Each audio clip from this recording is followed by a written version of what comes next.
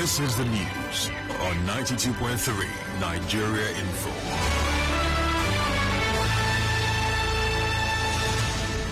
On the news this morning, Lagos State Governor signs anti-open grazing bill into law. Governor Nyesom Wike advocates states' control of their resources. Police reportedly shoot protesting Julius Berger's workers. Lawyers in Imo State begin 3-day boycott of courts over murder of their colleague. On the foreign scene, Ghana Union of Traders Association lock up shops in protest as foreigners who operate retail business. I am Ifiemi Andrew.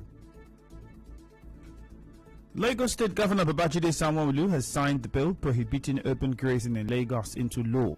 This comes barely a week after the governor assented to the state value-added tax bill empowering the state to collect VAT. Some governors in the south, including Ogun, Ondo, Akwa Ibom and Rivers State, have signed the law prohibiting open grazing. Meanwhile, the Mietiala Cattle Breeders Association had warned during a stakeholders meeting that a cow could cost up to 2 million naira in Lagos if the anti-grazing bill is passed into law in the state.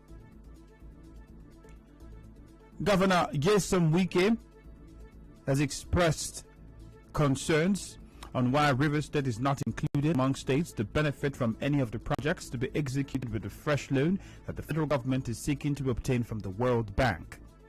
Governor Wike, during the presentation of a letter of nomination as the Sun Man of the Year 2020 by the management of Sun newspaper to him at the Government House in Port Harcourt, said states should be encouraged to harness their resources to advance development.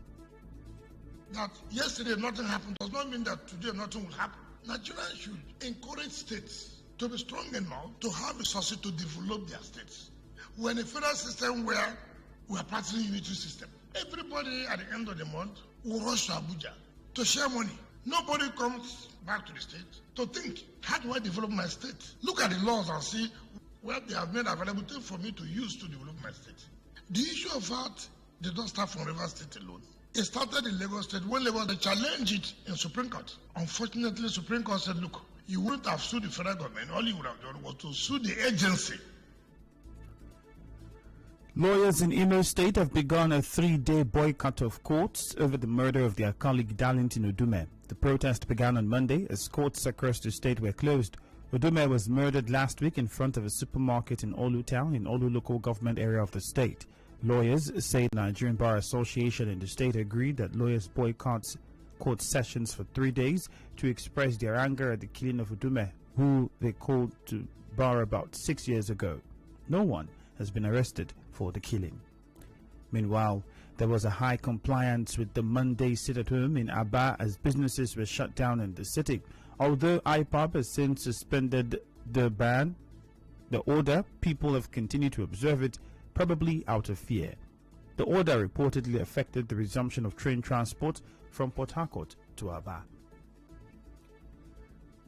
Today is International Day of Peace. The United Nations General Assembly within 20 hours of non-violence and ceasefire. For the Niger Delta region, once known for utility, convener of the Youth Summit, Rivers State, Grant Bestman, tells correspondent Choma Ezenwafo that more needs to be done to engage the youths of the region to ensure that peace is preserved. In some states in Nigeria, Abuja, Lagos, there are what they call innovation hubs, where startups can go and have very low budget offices where they can operate from. They pay as low as 5,000, 6,000, 10,000 a month to operate from those offices, and they get to meet like minds. But do we have that in Rivers State? The answer is no. If you look at the state very, you realize that those things that are meant to take the youth out of violence, or that are meant to keep the youth busy so they don't get involved in violence, are really not available. All our leaders in the state, all the focus have just been politics. He also spoke on the role young people can play in keeping the peace in the Niger Delta. The youth in Rivers State need to understand that violence is not the way to go at all. It shouldn't be on our list for any reason. It should be something we run away from as far as we can. So violence is not the way to go. What's important for us to do as youth is to engage in productive ventures. Either we're schooling or we're doing one business or doing one job or the other, rather than take violence as a means of livelihood, which is about talking. So it's not a way to go at all. The theme for this year's International Day of Peace is Recovering Better for an Equitable and Sustainable World.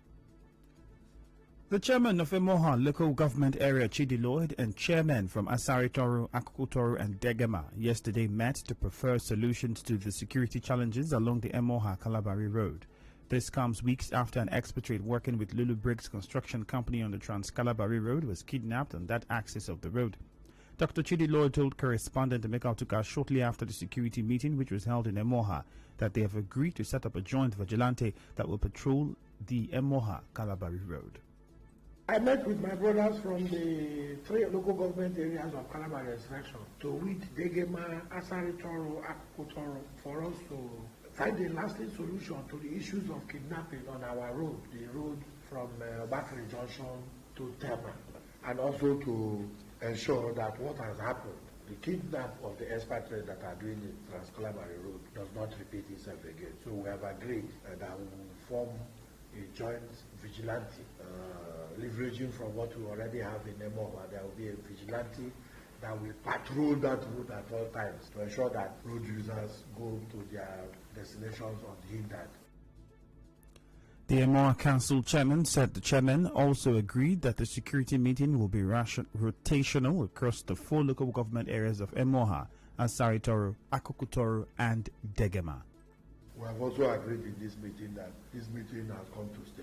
We'll be moving it from local government to local government. It's a kind of NEPAD where we will learn from each other what we are doing. Recall that we have Roland Sakebo, who is a 2-time chairman, and the rest of us, Onengie, Michael and I, are newcomers. So we will have so much to learn from him too. Basically, the essence of the meeting is to find the lasting peace to the Trans-Kalabari Road and the attendant problems that come from Obakri to Kalabari. Our correspondent reports that the chairman also appointed Honorable Lolo Ibiene as their rapporteur. The police have reportedly shot and injured some protesting Julius Berger workers at the Bonibodo NLNG project during a protest on Monday.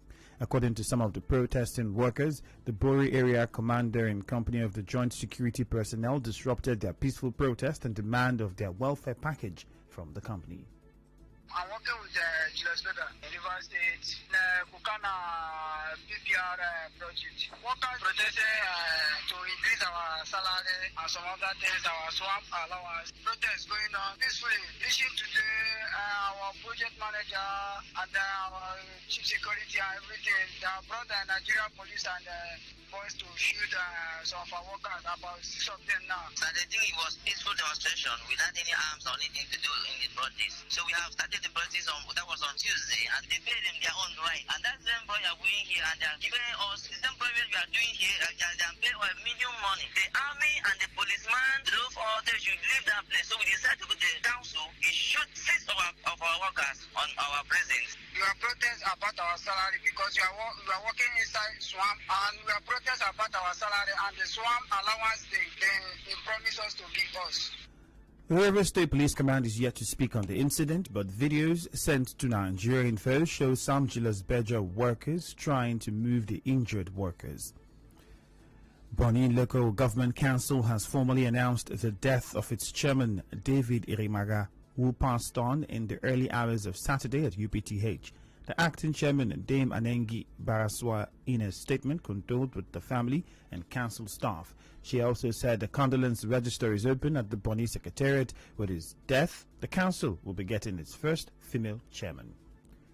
Still ahead, more Rivers residents embrace COVID-19 vaccination. Stay tuned.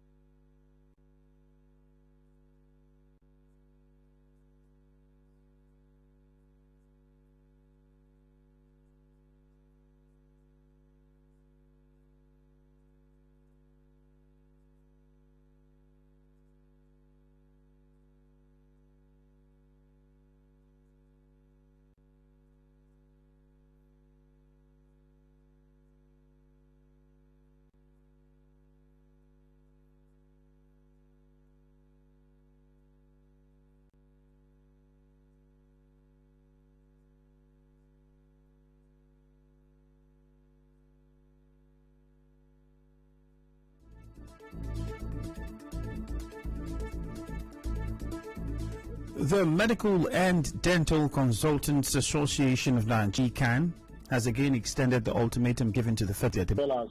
We have also tried to see how we can continue to offer service, however skeletal they may be, so that there will not be a complete breakdown. We know that all life is sacred, but we shouldn't lose our own lives while caring for others. We support members of the Association of Resident Doctors. And when the time comes, if this is not fully resolved, well, we'll be in the same camp with them.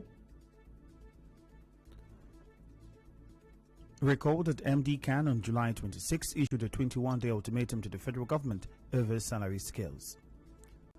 The head of Department Community Medicine UPTH, Foluke Adeniji, says people are more receptive towards the COVID-19 vaccination program. She said this in an interview with our correspondent.